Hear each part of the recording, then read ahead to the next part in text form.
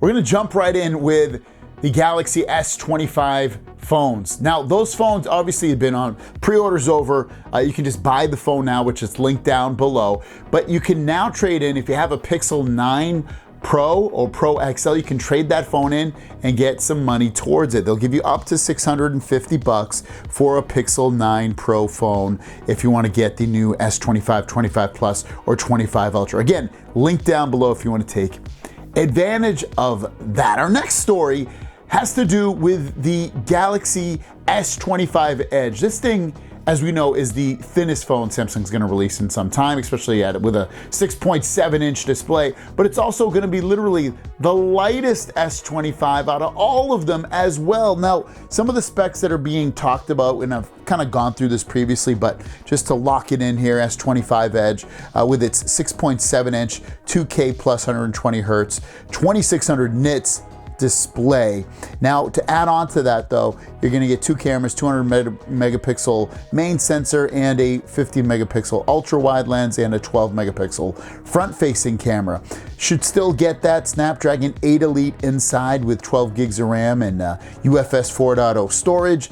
Battery, this is probably gonna be a little bit of a disappointment, but it's something what we've been hearing. 3900 milliamp battery with 25 watt charging. So it should charge pretty quick because the battery is kind of small, but I'm assuming it's gonna get pretty bad battery life. I would assume, but we'll see though. Maybe they do something magical with it.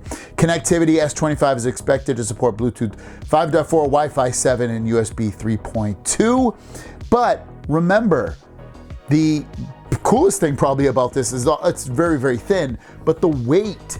This phone is 162 grams reportedly, which is lighter than the S25. That's 164 grams. And the 6.7-inch S25 Plus is like 190 grams. So this thing gets really, really light. It's very, very impressive. Next up is about the Galaxy S26 Ultra and how big the battery is going to be. Reportedly, the battery is going to be somewhere between 6,000 and 7,000 milliamps.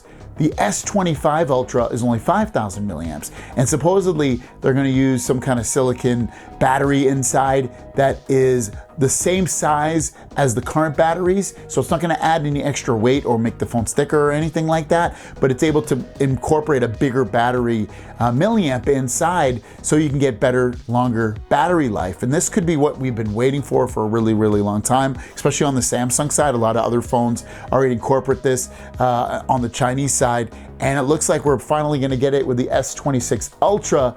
And you know, when I just read the headline, I'm like, not happening. But when you figure out that it's a different type of battery technology, that's where it makes sense with this. So, you know, is it gonna happen? If I had to put some money down, the way things have been going, I'd say no. But at the same time, they haven't changed in so long, they've got to change by now, right? They haven't really changed the battery in, I think, like 5+ years or 5 years. They've got to change it on the 6th year, right? It's got to happen. So it's gonna be crazy though. If we get a battery that's like almost 7,000 milliamps and the phones are the same size as we get now and they weigh the same, that's amazing. The first one is about the Galaxy S25 Edge, and it looks like they are toning down that Snapdragon 8 Elite processor. My guess is they're gonna go down to 7 cores rather than 8 based off of this benchmark, which shows you that the benchmark will have 12 gigs of RAM with a Snapdragon 8 Elite, single core of 2806, and a multi-core of 8416. Now, a regular Snapdragon 8 Elite gets almost 10,000 on the multi-core score and over 3,000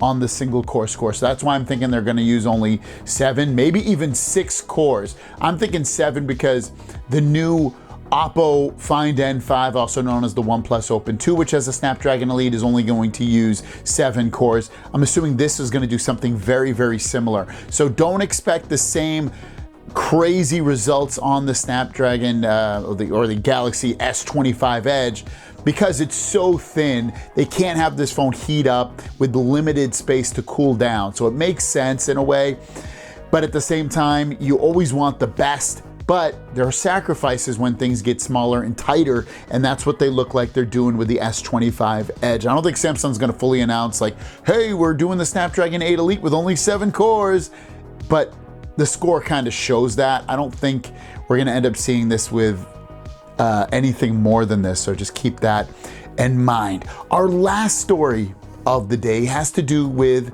the Galaxy Z Fold 7. And we've spoken a lot about the Galaxy Z Fold 7, and you can see this laundry list of things in here. Most of the stuff is amazing. Really, really good, improved upgrades, and overall everything that I've pretty much wanted in the phone, from the 200 megapixel camera to the larger displays on the inside and out. You're talking about 6.5 and 8 inches on those displays. I would love to see 16 gigs RAM. Doesn't look like we're gonna get that.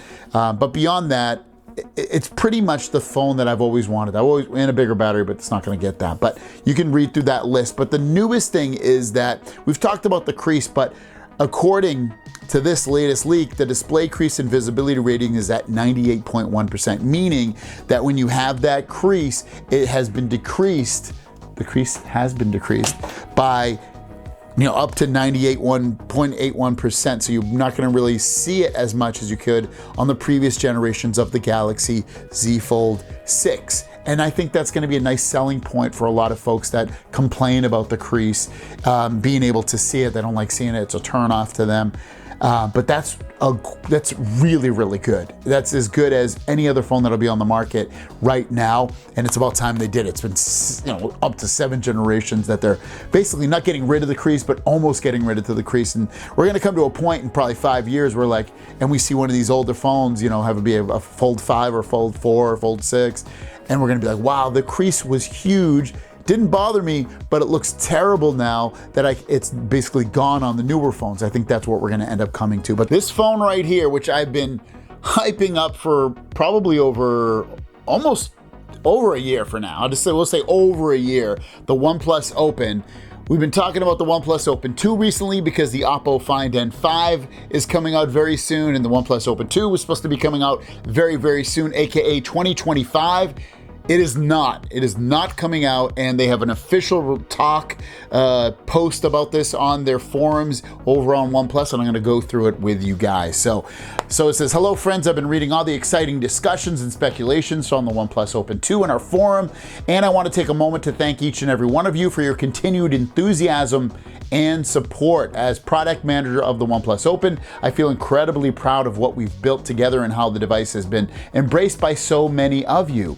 Your feedback and appreciative means to the world to me, and I'm very grateful for the journey we have shared thus far. When we launched the original OnePlus Open, it was a revolutionary product, a bold step forward that set an entirely new industry benchmark. It was incredibly well received in 2023 with pre-sale sellouts, recognition as the best foldable of 2023, and praise for its display ratio, ultra portable design, and 1,000 fold certification, 1 million I should say.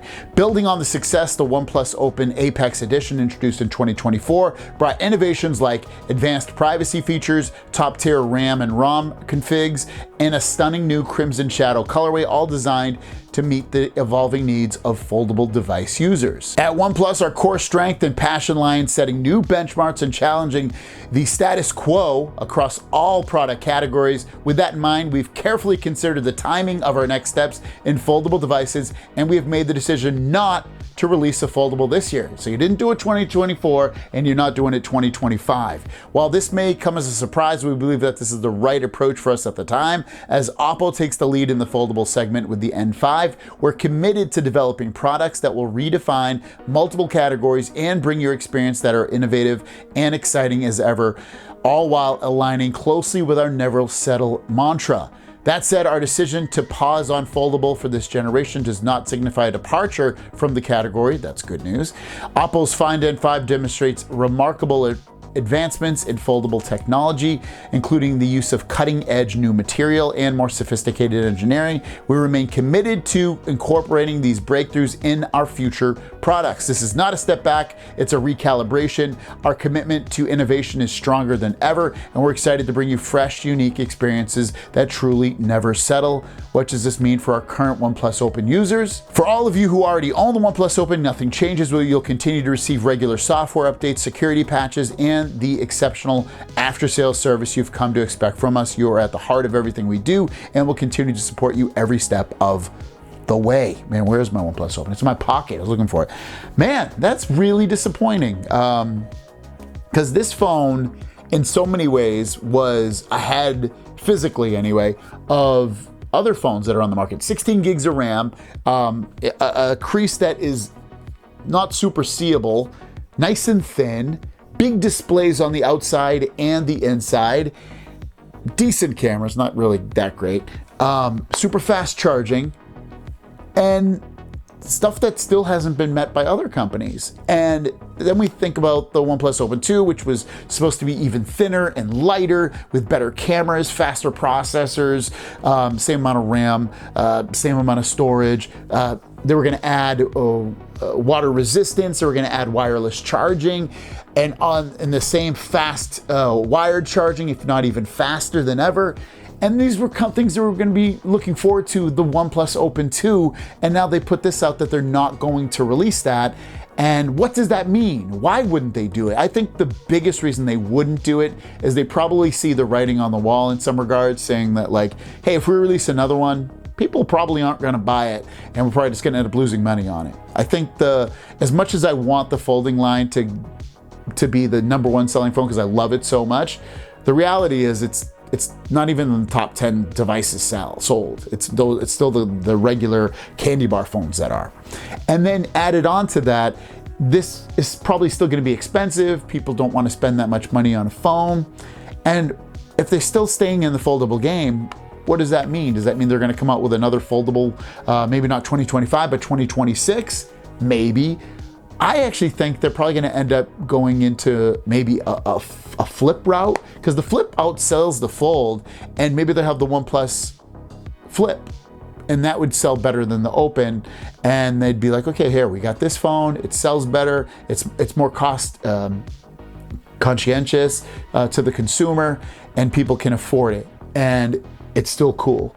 I think that's the direction they might end up taking, rather than just coming back to a folding phone like this. I just don't, beyond, it being expensive, they don't think they're going to sell a lot. This would have been a great time to do it, especially as competition has been getting better and better. The Pixel 9 Pro Fold is like a really, really great device.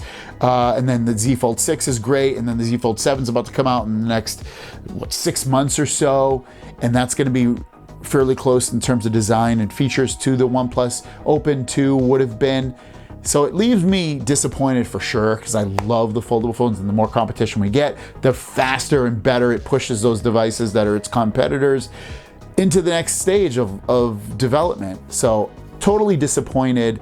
And you still have, I think they're giving us 4 or 5 years of updates with this phone, and it's still fast, and it still does everything you pretty much want. So if you have this, you're gonna end up saving money, because you don't have to buy a new phone if you don't want to.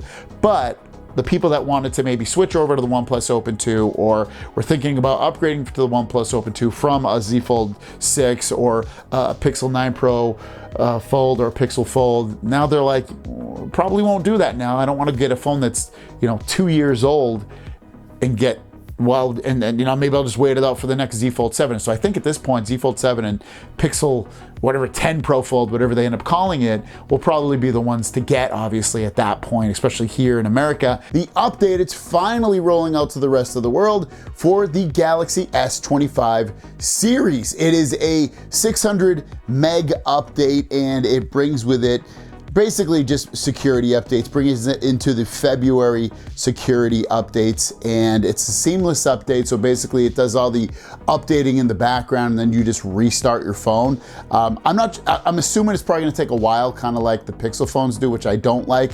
I actually like the way Samsung was doing it in the past, where you'd download the update, you'd restart your phone, and it would kind of install it, but it would do it probably within 5 minutes. The seamless update, at least the way Pixel does it, it takes like 30 minutes. I don't know, maybe it doesn't, but it just seems like it takes forever. So hopefully this will get the update very, very soon. I don't have it on either one of my S25s right now, 25 Plus or Ultra, but maybe you do. So just go to software updates on your phone to see if you got the update. In a bit of crazy / bad news, the S24 and any other phone that's getting One UI 7 has been delayed and is not getting it for months. That's right, months. The information that's coming out, and it's been confirmed by multiple sources, is that Samsung is expected to roll out 6, that's right, We knew about 4 beta updates. Now it's going up to 6. 6 One UI 7 beta updates for the S24 phone. It's gonna drop in February, beta 4.